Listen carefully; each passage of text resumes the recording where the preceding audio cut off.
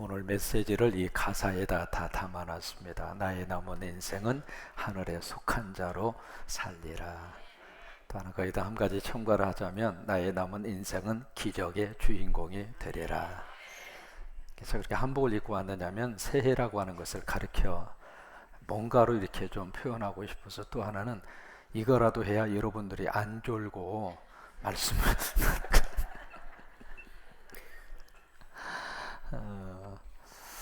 이제 기적이라고 하는 주제를 가지고 우리가 함께 금식하며 성유를 함께 은혜를 받고 있습니다.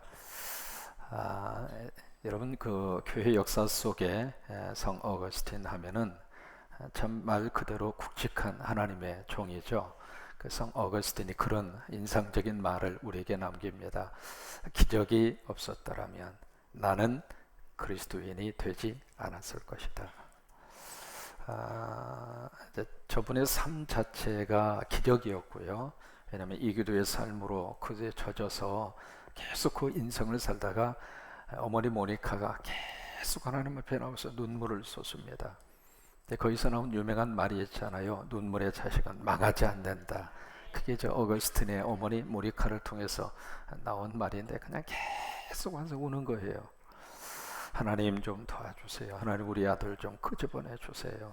여러분, 이단으로 빠진 자식을 보는 애비의 심정이 어떨 것 같아요? 그러니까 그런 절박한 심정으로 사람이 어떤 큰 문제 속에 딱 봉착하면 말도 안 나옵니다. 울음도 나오지도 않고요. 사람이 어떤 감정 표현을 할 수 있다고 하는 것은 아직 좀 여유가 있다, 그렇게도 볼 수 있잖아요. 극한적인 상황에 딱 부딪히면 말도 안 나오고 눈물도 안 나오고 그냥 말 그대로 그냥 뭐 그런 표현밖에는 더 이상 할 수 있는 게 없잖아요. 그러니까 어머니가 계속 와서 하나님 우리 아들 우리 아들 우리 아들.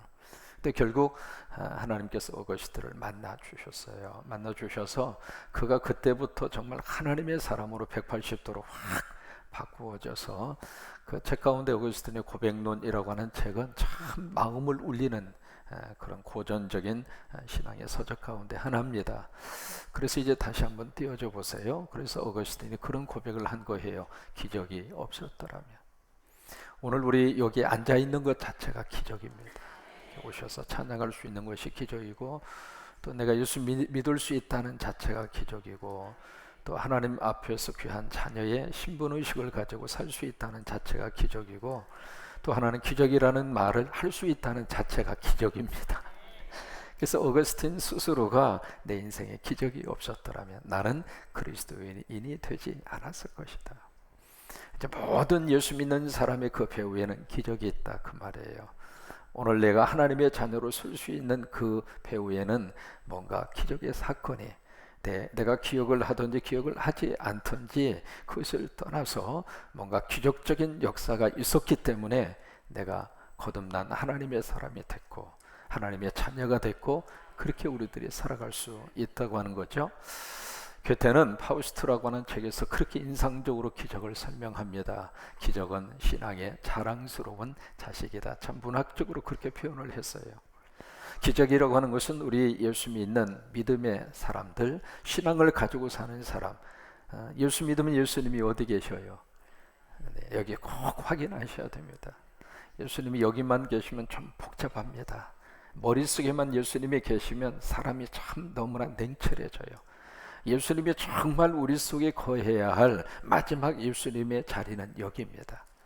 여기는 뜨겁잖아요. 여러분 만져보셔요. 차가워요, 뜨거워요? 금식해서 차가워요?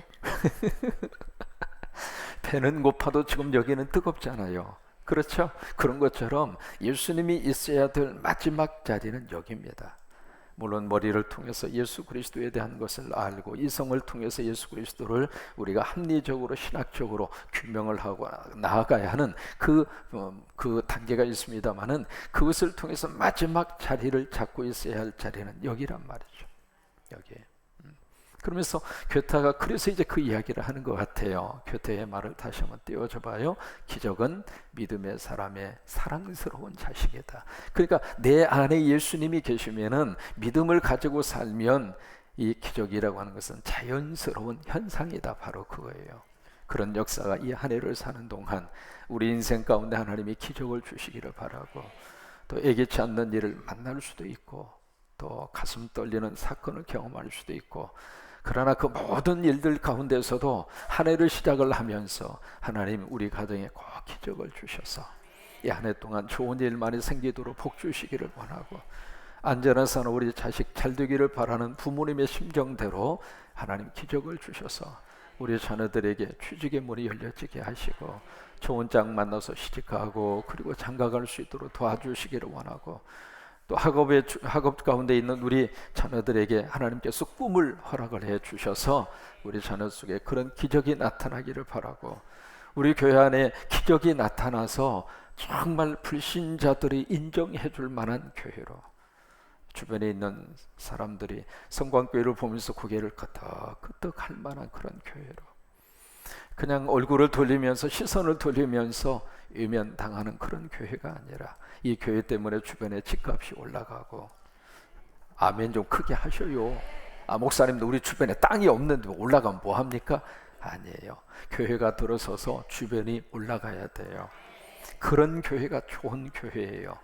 그러면서 이렇게 얼굴이 외면당하는 그런 교회가 아니라, 이 교회에 나오지는 않지만 아직 예수 믿지는 않지만은 성광교회를 딱 보면서 그래 그렇지 그렇게 인정을 받을 만한 그런 교회로 하나님이 이 교회에게 기적을 주시게 되기를 바라고, 또 하나 우리 대한민국 안에 하나님이 기적을 허락하셔서 모든 불법의 고리들이 다 사라지게, 가진 자만 가질 수 있고 없는 자는 평생 못 사는 그런 경제 구조가 아니라 상위 몇 프로만 열심히 살고 그들만 경제적인 호황을 누리는 그런 경제 구조가 아니라 모든 백성들이 그래도 기본적인 생활은 다 이루어질 수 있도록, 그래서 경제 민주화가 이루어질 수 있는 정권이 들어설 수 있도록, 정말 백성들을 자기 식구처럼 사랑할 수 있는 그런 지도자, 그런 대통령이 이 민족 가운데 세워질 수 있도록 우리나라에 기적이 나타나기를 바라고,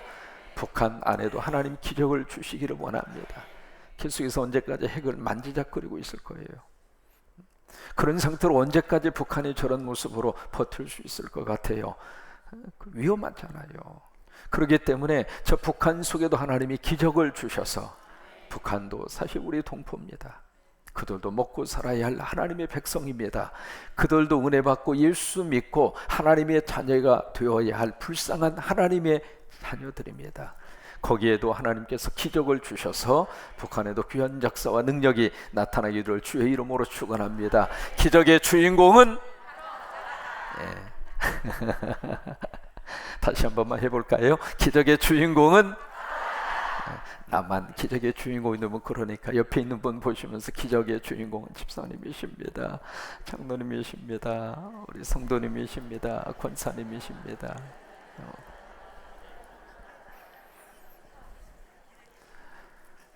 오늘 생각하려고 하는 주제는 opportunity, 기회라고 하는 주제입니다. 우리 안에 기적을 필요로 하는데 첫 번째 시간에는 드린 꿈이라고 하는 기적, 두 번째 오늘 시간에 저녁에 오늘 새벽에 이제 새벽이라고 하는 기적, 오늘 세 번째 opportunity, 기회라고 하는 기적. 이 기적과 기회라고 하는 것은 어떤 의미에서 거의 동전의 양면과 같습니다. 우리 속에 기적이 나타나면은 없던 기회도 열리게 되는 거예요. 여러분 그렇잖아요. 기회의 문이 다 닫힌 줄로 알았는데 내 삶 속에 기적이 나타나면 생각지도 않는 곳에서 문이 열리더라 이 말이에요. 그래서 오늘 이 저녁에 이 기회라고 하는 주제를 가지고 정말 우리 인생 속에 기회의 기적의 이 새해가 될 수 있기를 주의 이름으로 축원합니다. 그러면 이 기회와 기적은 어디에서 우리에게 주시는가? 교회 안에 와 있을 때. 작년입니다. 작년 새해 미국의 노스캐롤라이나 그 지역의 시골에 한 교회에서 새해 예배를 드리고 있는 순간입니다. 그 교회를 목회하시는 분은 27살 레리라고 하는 목사님이었고, 그 교회에 출석하는 성도는 약 한 60명 정도 된 성도들이었습니다. 그들이 모여서 새해 맞이하는 뜻깊은 예배를 딱 우리처럼 이렇게 예배를 딱 드리고 있는데, 갑자기 문을 걷어차는 발소리와 더불어서 시선이 교인들이 그쪽으로 갈 수밖에 없었죠. 꽝 하는 소리와 함께 문이 열리면서 한 사람이 불쑥 들어옵니다. 불쑥 들어오는데 그 사람의 오른손에는 자동 소총이 들려져 있었고 왼손에는 탄창이 들려져 있었습니다. 여러분, 지금 우리가 예배 드리고 있는데 갑자기 그런 사람이 등장했다고 생각해 보십시오. 어떤 분위기가 들 수밖에 없었는가. 그 모습을 본 교인들이 아수라장이 됐죠. 갑자기 고함을 지르면서 어떤 사람은 밖으로 뛰쳐나가기도 하고, 어떤 사람은 그냥 이 의자 밑에다가 고개를 숙이기도 하고, 어떤 사람은 막 살려달라고 아우성을 지르기도 하고. 그래요. 그게 사람의 본능이에요. 그것을 믿음 없다 우리가 말할 수 있는 게 아닙니다. 그 상황에서 자동소총 갈기는 순간 어떻게 된다고 하는 것을 직감하고 있잖아요. 그러면서 이 사람이 레리아고 하는 목사님의 강대상에 서서 그때 설교 중이었습니다. 설교를 하고 있는 목사에게 또박또박 걸어오는 거예요.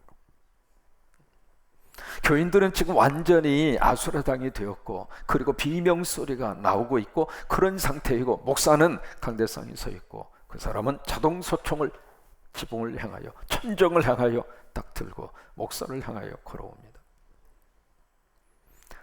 그 순간에 레리 목사가 어떻게 반응을 보였는가?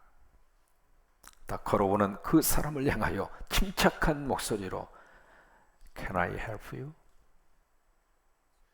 내가 당신 뭘 도와줄까요? 흥분된 목소리로 그에게 질문한 것도 아니고 아주 침착한 목소리로 Can I help you? 내가 당신 뭐 도와줄까요? 그 순간에 하나님이 그 목사를 붙들어 주셨다고 믿어요. 여러분, 목사라고 사람이 아닙니까? 목사라고 살고 싶지 않는 사람이 죽고 싶은 사람이 어디가 있어요? 그 속에서 목사도 강대상이 아니라 어디든지 숨고 싶은 마음이 들 수밖에 없는 거잖아요. 근데 그 순간에 하나님이 그 목사를 딱 붙들어 주셔서 침착하게 그를 대응하도록 그렇게 했고, 그 입술을 통해서, 그 상황에서 뭘 도와줘요? 총 들고 들어온 그 사람한테 목사가 뭘 도와주느냐고 생각해 보세요. 뭘 도와줄까? 근데 그 말을 들은 그 사람이 그 입에서 나온 첫 마디, Please pray for me. 나를 위해서 기도해 주세요. 그게 그 사람의 입에서 나온 첫 마디입니다. 무슨 놈의 이게 상황이 여러분 영 매치가 안 되잖아요. 자동소총을 예배드리는 예배당에 딱 들어와서 탄창까지 준비를 해가지고 온 사람이 그 속에서 Please pray for me. 나 위해서 기도해 주세요. 그냥 총을 놓고 오면 누가 뭐라고 그래? 왜 총 들고 와가지고 그러느냐고요. 근데 그 순간에 레리 목사님도 하나님 붙잡아 주셨지만 그 친구도 하나님이 붙잡아 준 거예요. 하나님이 그를 딱 붙들어 준 거예요. 그래서 그 순간에 감정으로, 그리고 악한 영에 의해서 나올 수 있는 행동을 하나님이 막으신 거예요. 사람은 말이죠, 착하게 살고 선하게 살고 싶은 능력이 있어서 착하고 선하게 사는 게 아닙니다. 하나님이 붙들어 주셔야, 극단적인 그 선택을 하지 아니하도록 성령님이 막아주셔야 사람은 그 불행한 사태를 맞이하지 않는 거예요. 그래서 그 말을 딱 하는 순간 레리 목사님이 일이 잘 풀리겠구나, 그 생각이 들었어요. 들어서 다가섭니다. 그 정도에 다가서서 총을 달라고. 그렇잖아요. 총이 지금 문제잖아요. 총을 달라고. 그러니까 총을 주는 거예요. 그래서 총을 딱 놓고 그 친구를 강대상 위로 올라오게 해서 이 레리 목사님이 그 친구를 꼭 끌어안고 뜨겁게 기도합니다. 여러분, 그때의 기도라고 하는 것은 여기서 나온 기도가 아닙니다. 여기서 터지는 기도예요. 기도라고 그래도 다 같은 기도가 아니더라고요. 여기서 터지는 기도는 참 묘해요. 그 기도를 듣는 사람도 여기까지 전달이 되는 거예요. 그래서 엉엉 울면서 기도하고, 그래서 그 기도가 마친 다음에 내려가면 도망갈까 봐서 강대상 위에 의자에다가 앉아 있으라고, 예배 끝날 때까지 앉아 있으라고. 그리고 이제 교인들이 다 수습이 됐죠. 수습이 돼서 중단됐던 예배를 계속 드립니다. 드리는데 이미 경찰이 그 신고를 받고 교회당에 왔어요. 그래서 예배 드리는 중간에 경찰이 투입을 해서 이 친구를 붙잡아 가려고 하는 순간에 레리 목사님이 좀 기다리라고, 예배 마칠 때까지 좀 기다려달라고. 경찰이 뒤에서 기다리고 이 친구는 여기 강대상 이쪽 의자에 앉아있고, 그리고 예배를 다 마칩니다. 마친 다음에 이 레리 목사님이 경찰을 만나서 자초 지정을 이야기합니다. 이야기하고 이 사람 경찰서로 가기보다는 정신과 병원으로 보냅시다. 정신적인 치료를 받도록 그렇게 합시다. 그렇게 이제 경찰하고 이 목사님하고 서로 협상이 된 거예요. 왜냐하면 나중에 알고 보니까 부인이 심각한 병에 걸렸어요. 병에 걸려서 경제적으로 너무 힘들어요. 또 하나, 이분이 이제 군대를 제대한 전역한 군인인데 군대 시절에 받았던 상처가 여기서 아물지 않았어요. 그것 때문에 우울증을 앓고 있는 환자였어요. 그런 것들이 정상이 참작이 돼서 경찰서 유치장에 가는 대신에 정신과 치료를 받을 수 있도록 그렇게 배려를 합니다. 그래서 정신과 치료를 받고 그리고 나서 나오는 날 그 목사님을 찾아옵니다. 찾아와서 하는 말이, 나 세례 받고 예수 믿겠다고.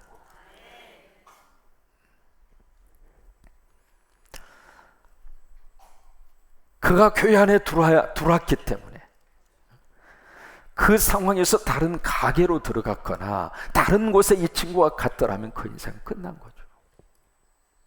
그런데 교회 안에 들어오니까 그 교회 안에서 하나님이 그를 만져주시고, 그리고 주의 종을 하나님께서 침착하게 대응하도록 그렇게 붙들어주고, 그렇게 해서 결국 한 생명이 살아나더라 이 말이에요. 여러분, 교회 안에 있으면 기적이 나타납니다. 교회 안에 있으면 기회를 하나님이 주십니다. 그러니까 교회 안에만 들어와 있으면 하나님이 우리 인생을 만져주시고, 또 하나 우리 인생이 끝난 것이 아니라 아직도 우리 안에 opportunity, 기회가 있단 말이에요. 모든 기회가 다 차단됐다고 생각하는 그 순간에 더 이상 내 인생에 희망도 없고 더 이상 어떤 의미를 느낄 수 없다고 생각하는 그 마지노선에 마지막 그 순간에 이제는 포기하고 싶은 그 순간에 교회 안에 있으면 하나님이 우리를 만지시면서, 아니다, 나하고 함께 살아보자. 이제 남은 나 인생 하늘에 속한 자로 살리라. 그런 것처럼 이 교회 안에 와 있으면 하나님이 우리를 기적으로 만들어 주시고, 또 하나 우리에게 기회를 주신다고 하는 거예요. 사도행전 3장에 가서 보시면 초대교회 안에 일어났던 기적의 사건을 사도행전 3장에 취급을 합니다. 베드로와 요한이 제9시 기도 시간에 성전을 향해 올라가죠.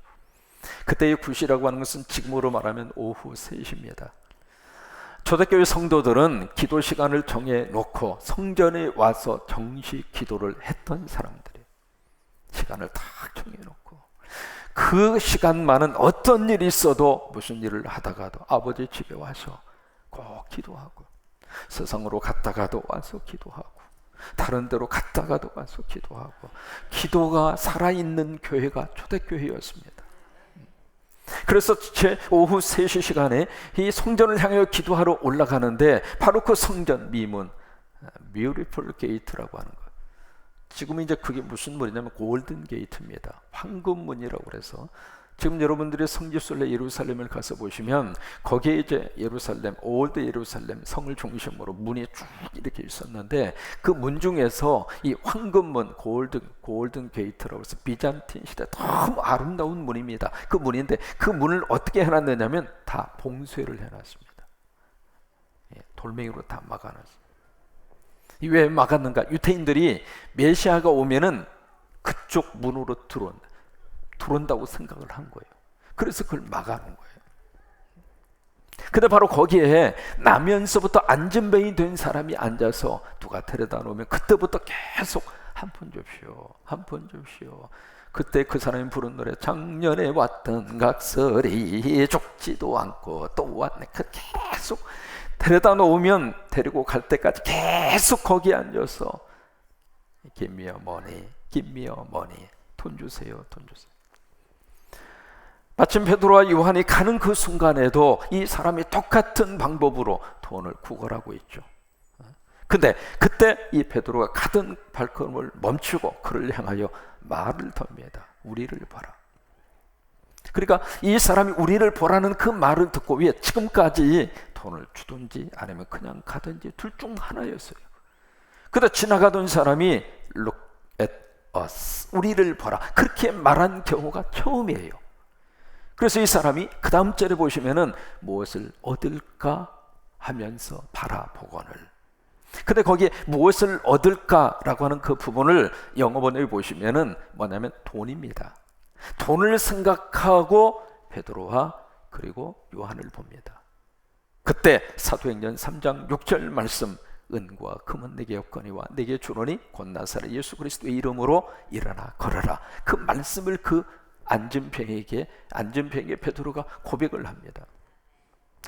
여기서 말이죠, 우리는 두 가지 인생을 봐요. 첫째로 거지 인생입니다. 계속 뭔가가 주어져야 살 수 있다고 생각하고, 또 하나, 지금 가진 것도 만족스럽지 않고 계속 우리의 삶 속에 부어도 채워지지 않는 거지 인생. 그게 바로 거기에 성전 미문에 앉아있던 사람이 가지고 있는 인생관이라. 또 하나, 이쪽에 베드로와 요한 같은 경우에는 무슨 인생을 지금 살고 있는가? 사도 인생을 살고 있습니다. 그 사도 인생이라고 하는 것은 베드로와 요한 속에 누가 있는가? 예수님이 있다 이 말이에요.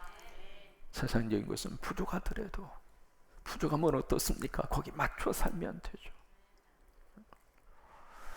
제가 한국에서 떠나면서 가지고 갔던 거 이민 가방 딱 2개, 그거 외에는 더 이상 가지고 갈 게 없습니다. 왜? 그때에 비행기에다 쓸 수 있는 수화물이 딱 그거밖에 안 됐어요. 그래서 남대문에서 큰 이민 가방, 지금 그런 가방 찾을래야 찾을 수도 없습니다. 그냥 헝겊으로 된 이민 가방, 왜?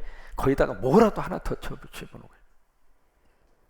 그렇게 해서 딱 2개 들고 갔거든요. 그래서 이제 미국에서 생활을 하다가 다시 한국에 와야 되잖아요. 한국에 올 때 사실 책 외에는 가지고 온 게 없어요. 한국을 떠나면서 내가 아무것도 가지고 가지 않았고 별로 가지고 가는 게 없었고, 미국에서 떠나오면서 여기 올 때에도 가지고 온 거 없어요. 전주에서 목회하고 군산으로 올 때 아시겠습니다만 저 가지고 온 거 없습니다.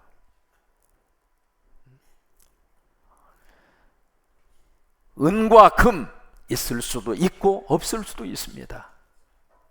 여러분 그렇잖아요. 하나님이 주신 대로 감사하고 살면 얼마나 복이에요. 여러분 안 그렇습니까?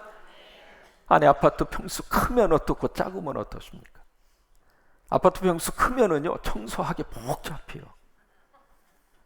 근데 이게요, 살림방, 제가요 원룸 꼭대기층에 살아보니까 걸레 가지고 두어 번만 두어 번 왔다 갔다 하면 청소 끝.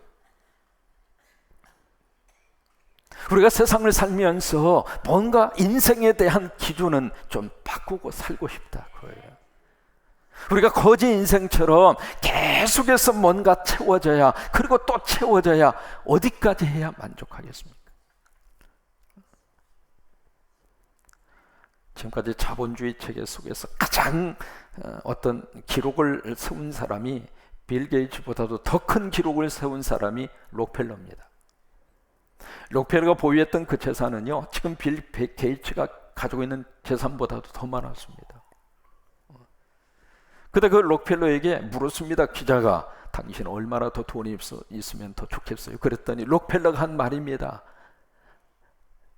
뭐라고 그런 줄 알아요? 1달러만 더 있으면 좋겠다. 1불만 더 있으면 좋겠다. 그게 사람 욕심이에요. 여기 베드로는 나는 그런 거지 인생 살기 싫다 그거예요. 나는 사도의 인생을 살고 싶다라고 하는 고백이거든요. 은과 금 필요하죠.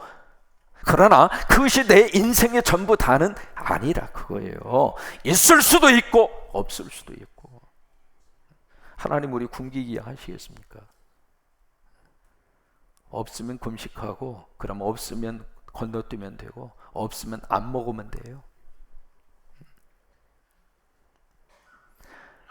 적어도 베드로는 나는 거지 인생은 청산하고 싶다 그 고백 아닙니까? 그러면서 내게 있는 거, 내가 지금 소유하고 있는 거, 내가 지금 가지고 있는 거 그것이 바로 예수다. 저와 여러분은 이런 자존심 가지고 한 해를 살면 어떨까요? 아멘.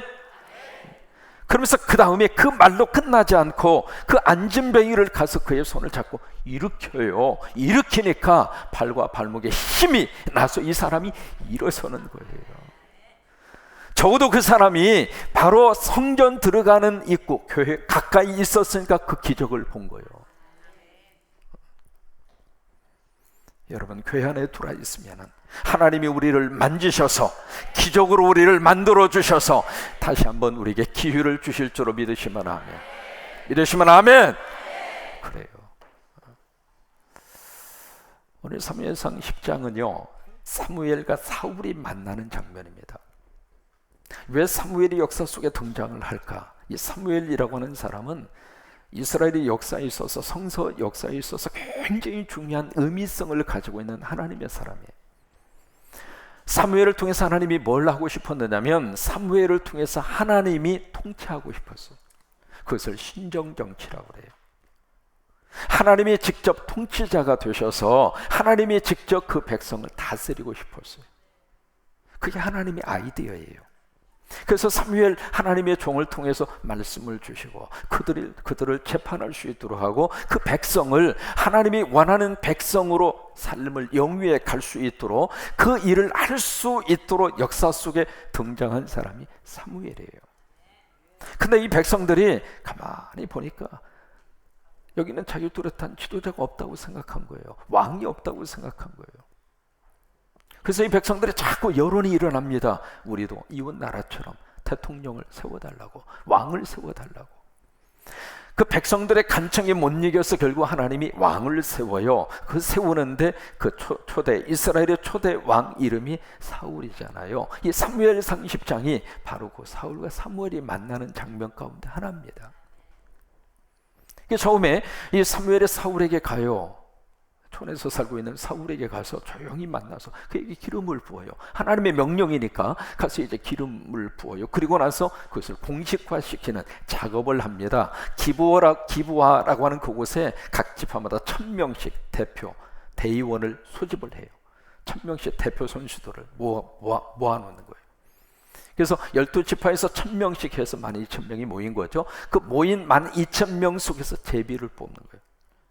그러니까 기름 부음은 이미 이루어져서 왕이 됐지만은 절차적인 과정적인 것을 민주적으로 하는 거예요. 그렇게 해서 이제 제비를 뽑아서 사울이 딱 픽업이 되는 거예요. 여기서 우리가 한 가지 느끼는 게 있습니다. 뭐냐면 하나님 우리에게 기회를 주실 때 가장 먼저 하나님이 하시는 일이 있습니다. 그것이 바로 무엇인가? 우리를 선택하시고 우리를 부르십니다. 이게 하나님이 하시는 일이에요. 이미 저와 여러분은 하나님이 선택하시고 하나님이 부르셨어요. 적어도 우리가 예수 그리스도 안에서 믿음의 사람이 되기 위해서는 하나님의 선택함을 받지 않고서는 안 돼요. 하나님이 나를 선택하셔서 예레미야처럼 나를 복중에 지키기 전부터 하나님이 나를 선택하시고 로마서 8장 있는 대로 미리 아시고 정하시고 부르시고 이게 하나님의 거룩한 역사예요. 그런 것처럼 하나님이 우리를 택하셔서 하나님의 자녀로 이미 우리를 불러주셨다 이 말이에요. 이것이 기적 안에서 하나님이 우리에게 opportunity, 기회를 주시는 하나님의 첫 번째 거룩한 역사입니다. 이스라엘 역사 가운데 많은 왕들이 배출이 됩니다. 그 중에 한 사람이 우시야라고 하는 왕이 있습니다. 이 우시야라고 하는 왕은 굉장히 통치자로서는 1등입니다. 이분이 뭘 했느냐면 농업하고 특별히 무역업을 굉장히 활성화시켜서 국가 경쟁력을 팍 올린 사람이 우시야예요. 또 하나 이 사람은 국방력, 그 다음에 국방외교 그것을 참 지혜롭게 해서 이스라엘의 역사 속에서 평화롭게 전쟁이 없이 그 나라가 통치를 잘 할 수 있도록 그렇게 해서 우시야라고 하는 사람이 52년 동안 그 나라를 통치합니다. 그런데 사람이 잘 나갈 때 조심해야 돼요. 모든 것들이 다 원만하게 이루어질 때 그때 사실은 깨어 있어야 돼요. 그래서 사도 바울을 통해서 하나님이 주신 말씀이 있잖아요. 선조로 생각하느냐 넘어질까 조심하라. 등산하는 사람들이 위로 올라갈 때보다도 하산할 때가 더 위험하잖아요. 그런 것처럼 지금 이 우시아라고 하는 사람을 통해서 그런 국가적으로 그런 잘 되는, 잘 사는 그런 경지까지 올라가니까 우시아가 교만병이 걸린 거예요. 그래서 이 사람이 해서는 안 되는 짓을 해요. 무슨 짓을 하느냐면 제사장, 대제사장만이 취급할 수 있는 성소에 들어가서 분향을 하는 거, 그 하나님의 종에게만 하라고 그랬거든요. 그것을 왕이 가서 하는 거예요. 하나님이 거기에 진노를 해서 이 우시아를 칩니다. 쳐서 우시아가 문둥병에 걸려요. 그래서 문둥병에 걸려서 그가 비참하게 죽어요. 그 모습을 옆에서 지켜본 사람이 이사야예요.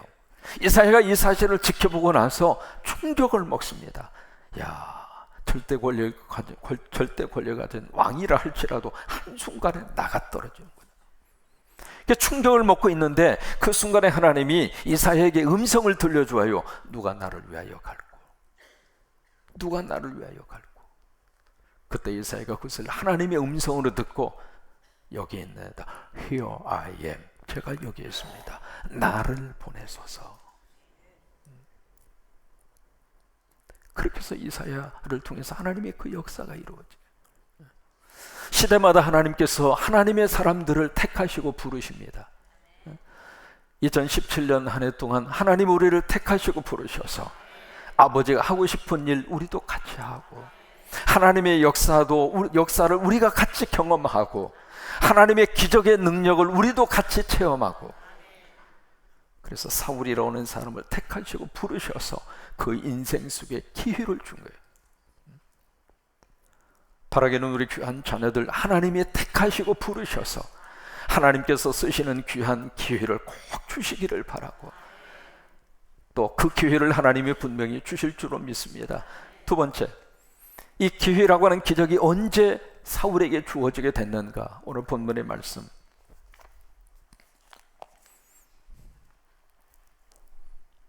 6절입니다. 같이 한번 읽을까요?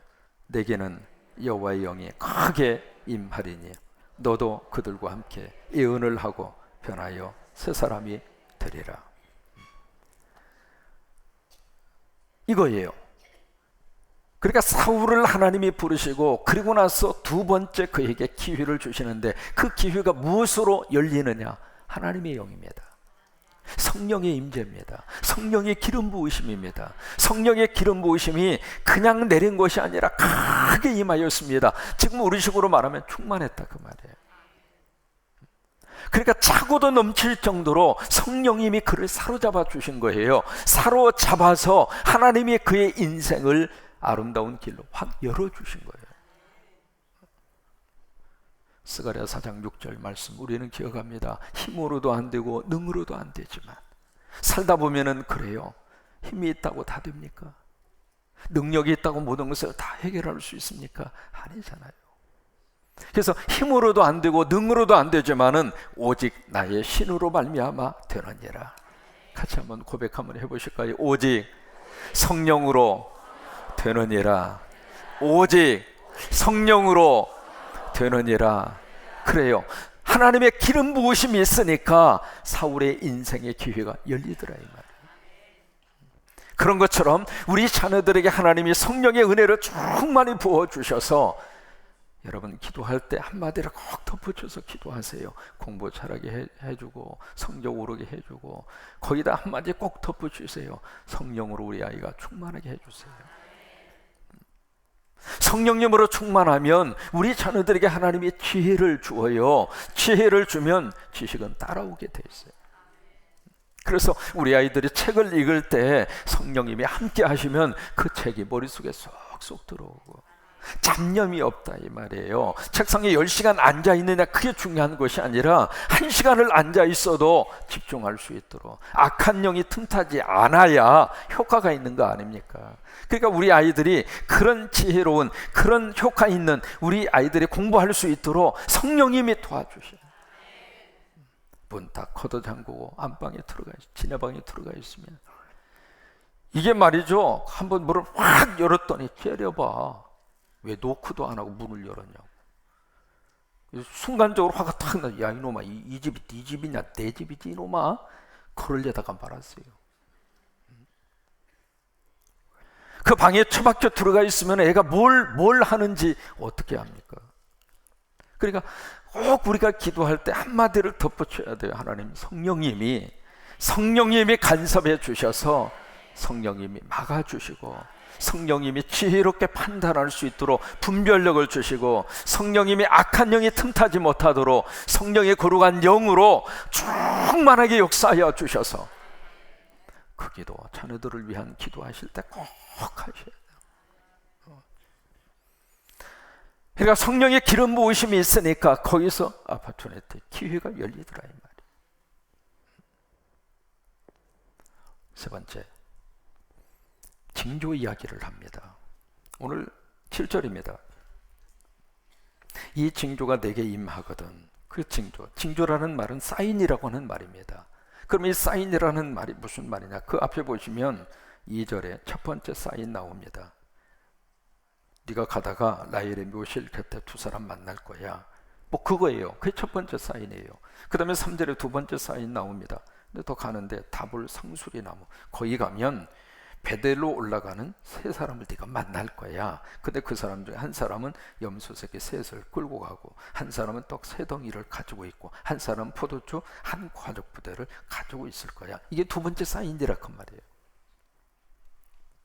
그 다음에 세 번째 사인이 5절입니다.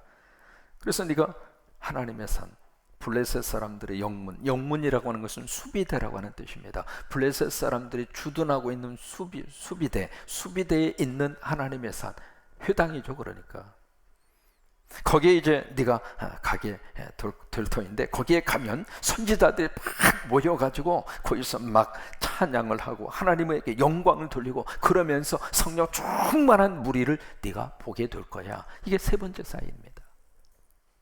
이런 사인들이 너에게 보여지면 그 다음에 하는 말이 7절에 보세요. 이 사인이 너에게 임하거든. 네가 그것을 정확하게 판단하고 보면은 너는 무엇을 따라 행하라? 기회를 따라 행하라. 그리고 약속 한마디를 심어줍니다. 하나님이 너와 함께 하신다. 여기에 한번 스크린 보세요. 기회를 따라 행하라. 그 이야기는 기회를 잡으라 그 말이에요. You take the chance. 지금 기회가 너에게 오고 있는데, 오는 그 기회를 네가 잡으라 이 말이에요. 기회는 하나님이 우리에게 주시지만은 그 기회를 잡는 것은 내가 잡아야 된다 이 말이에요. 누가 잡아다가 갖다가 안겨주는 것이 아니라 내 스스로가 그 기회를 잡으라 말이에요. 그래서 you take the chance. 그 기회를 네가 잡으라 이 말이에요. 그렇게 해서 결국 이 사울이 이스라엘의 초대 왕이 됩니다. 그리스의 시라큐스라고 하는 곳에 있는 동상에 참 희한한 동상이 하나 있습니다. 잘 보이실지 모르겠습니다. 저 동상이 앞머리는, 앞에는 대머리예요. 대머리처럼 보이십니까? 대머리. 뒤에는 머리가 아주 무성합니다. 무성하고 밑으로 쭉 내려오셔서 보시면은 위에도 이제 그 날개가 있습니다만, 밑에 발에 보면은 날개가 있어요. 발에. 근데 저 동상의 밑에 뭐라고 이렇게 해석을 딱 써놨느냐면, 그 동상 밑에 보세요. 쓰여져 있는 해석입니다. 자, 보여줘 봐요.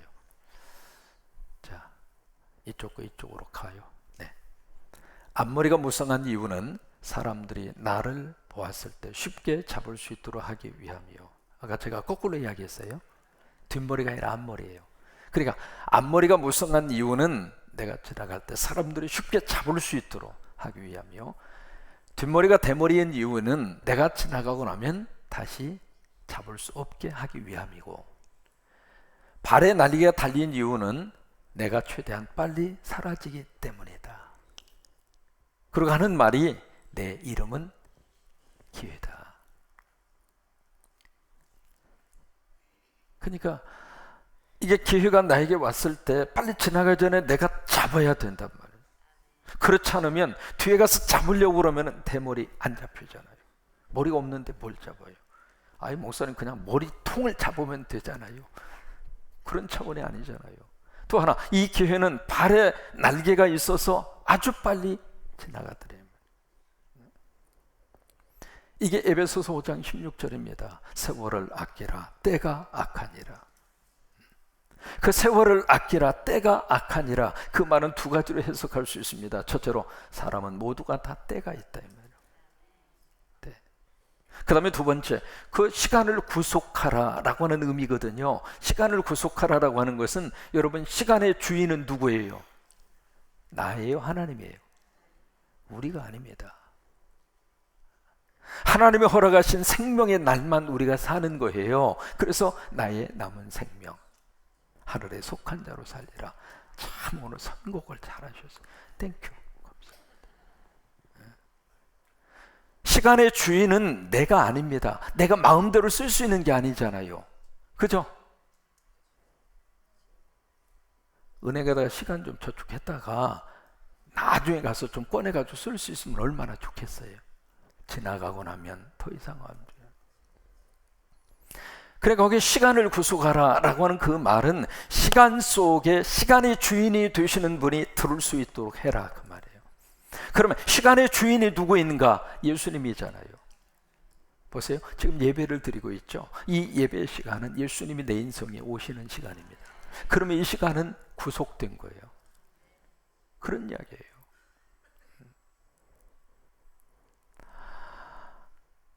제가 군대 시절에 읽었던 책, 참 인상 깊게 읽은 책 가운데가 See You at the Top이라고 하는 책입니다. 정상에서 만납시다 라고 하는 책. 굉장히 머릿속에 인상 깊게 남은 책 가운데 하나입니다. 그 책 쓴 사람이 지그지글라, 이름이 좀 지그지글라 그래. 세계적으로 성공하게 돼갑니다. 근데 그 지그지글라 그 사람이 기회에 대해서 그렇게 이야기합니다. 같이 한번 읽었으면 좋겠어요. 기회란 잡으면 멋진 결과를 낳을 수 있지만 소홀히 여기면 안개처럼 사라져버려요. 그렇죠? 특별히 이 메시지를 우리 젊은이들이 듣고 있다면 여러분의 인생 속에 너무 좋은 기회를 하나님이 주고 계셔요. 목사님, 나에게 아무것도 지금 뚜렷하게 내 앞에 드러난 게 없습니다. 그래요. 인생은 그래요. 뭐가 뚜렷하게 드러나서 사는 거 아니에요. 오늘 하루 하나님과 더불어서 하나님이 내 삶 속에 허락하실 것을 기대하고 열심히 살면 하나님이 그 과정을 통해서 내 인생을 멋지게 끌고 가시는 거예요. 그렇기 때문에 먼 미래를 보면서 불안해 하실 필요는 없습니다. 왜요? 끌어당겨서 불안해 할 필요는 없잖아요. 그때 가서 걱정해도 상관없잖아요. 지금은 얼마든지 실수해도 괜찮은 시간이에요. 왜? 실수도 인생이니까. 그러니까 우리 젊은이들이 그런 속에서, 그래, 내 인생 속에 하나님이 나에게 기적을 주셔서 분명히 기회를 주실 것이다, 그 믿음을 가지고 살면 하나님이 기회 주셔요. 그러니까 그 기회가 주어졌을 때 그 기회를 잡을 수 있는 마음의 자세, 준비, 그것만 우리가 하고 있으면, 그것은 어떻게 우리가 하는가? 깨어 있으면 돼요. 정신 상태가 몽롱하면 이게 어느 때인지, 이게 기회인지 아닌지 모르고 지나가 버려요. 영적으로 깨어있는 사람은, 하나님의 영이 그 속에 함께하고 있는 사람은, 아하, 이게 하나님이 주시는 기회구나, 하나님이 내 인생을 열어주시는 기회구나, 그것을 알고 You take the chance, 찬스를 잡을 수 있다고 하는 거예요.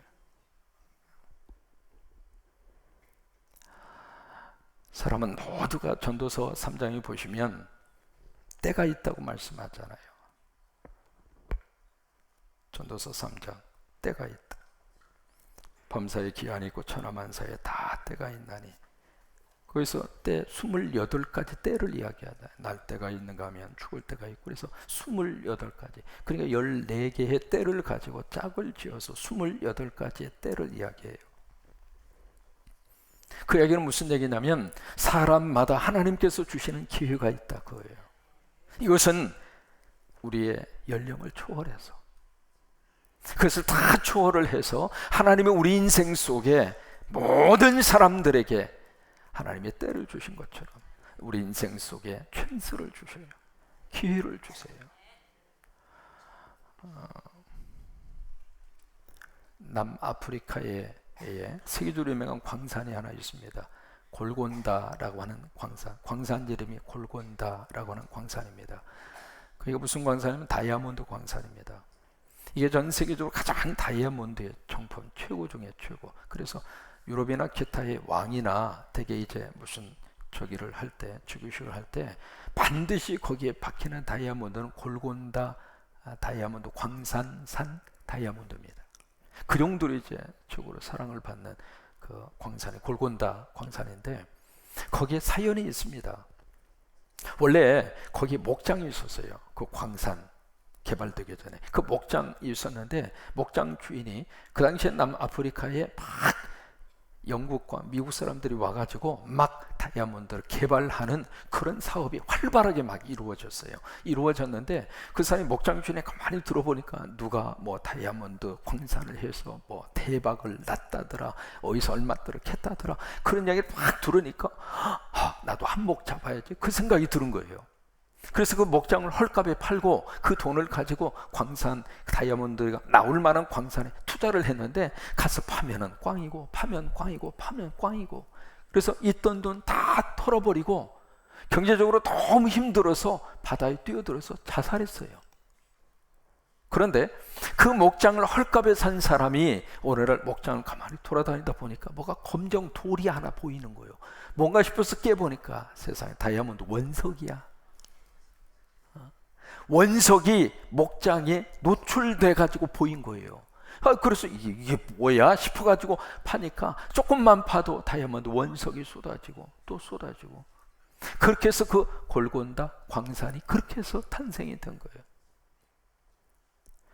여러분, 인생의 기회라고 하는 것은 내 발밑에 있다 이 말이에요. 다른 곳에 가면 기회가 있으리라고 생각을 하고 거기만 자꾸 생각을 하는데, 아니에요. 내 있는 자리에서부터 기회를 잡으세요.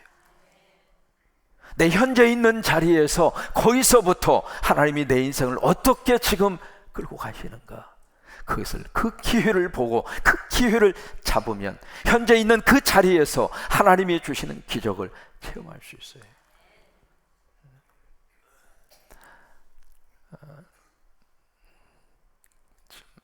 제가 영상을 보면서 꼭 이 영상을 함께 봤으면 좋겠다 싶은 영상이 하나 있어서 여러분 앞에 소개합니다. 영상에 보여드리는 이유는 메시지와 더불어서 영상의 의미를 같이 머릿속에 좀 담고 싶어서 그런 거예요. 오늘 영상은 사람이 저렇게도 살 수 있구나 라고 하는 영상입니다. 무슨 얘기냐면, 이분이 여기다가 이제 튜브를 박아서 이 에어를, 공기를 1초에 한 번씩 눌러줘야 돼요. 그런 병도 있더라고요. 이렇게 있어가지고 이 공기를 1초에 한 번씩 눌러줘야 돼. 본인이 누르든지 누가 누르든지 365일 24시간 1초에 한 번씩 계속 눌러줘야 돼. 근데 그 속에서도 이분이 희망을 잃지 않고 인생의 기회를 붙잡고 기적의 삶을 기대하고 살더라고요. 한번 보시죠.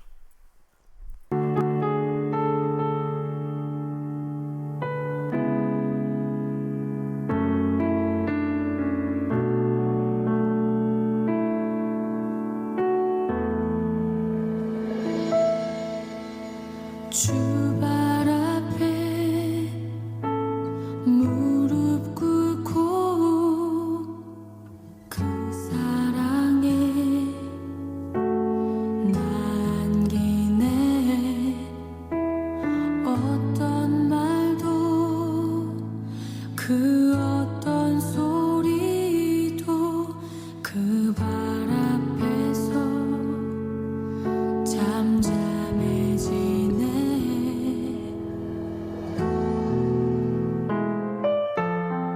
15살 단순 기침으로 시작된 온유의 감기. 그러나 오진으로 수술을 하게 되고 그 수술은 더 큰 사고를 일으켰습니다. 처음 수술이 잘못되면서 반복하게 된 11번의 수술. 그 사이 온유의 갈비뼈는 사라지게 됩니다. 그리고 온유에게 남게 된 극심한 통증과 말할 수 없는 고통. 수시로 찾아오는 통증은 온유를 너무나 괴롭혔습니다.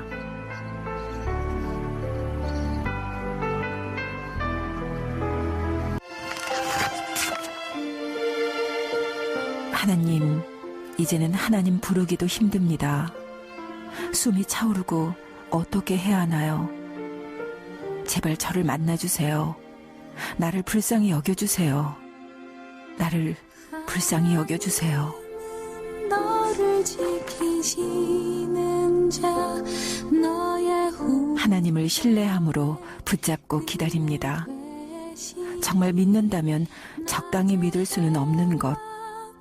나 자신은 없고 주님만이 내 안에 살기 원합니다. 너를 해치 그렇게 온유의 생명은 위태롭게 외주를 타고 있었습니다. 반복된 수술로 온유의 배는 현격히 줄어들게 됩니다. 그래서일까요? 호흡을 못하는 위급 상황은 자주 일어났고 하루 24시간 1초에 한 번씩 엠브를 눌러주어야만 했습니다. 그것만이 온유를 살리는 유일한 방법이었기 때문입니다.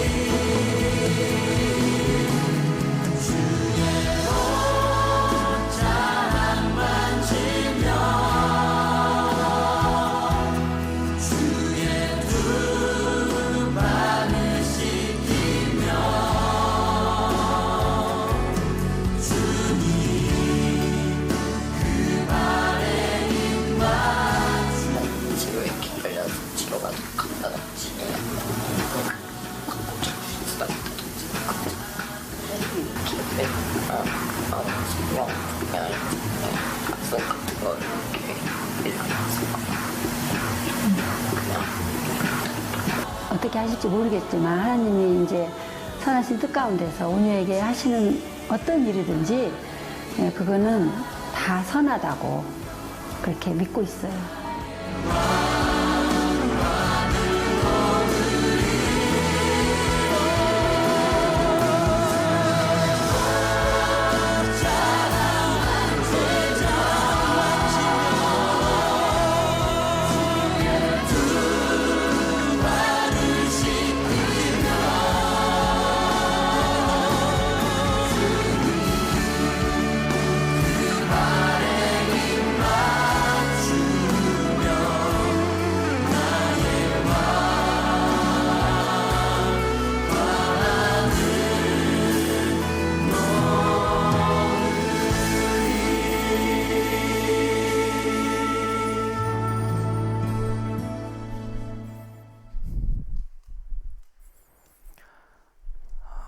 철강 산업으로 세계적인 그 부자가 된 사람, 또 처세술에 대해서 많은 저서를 남긴 사람이 앤드류 카네기입니다.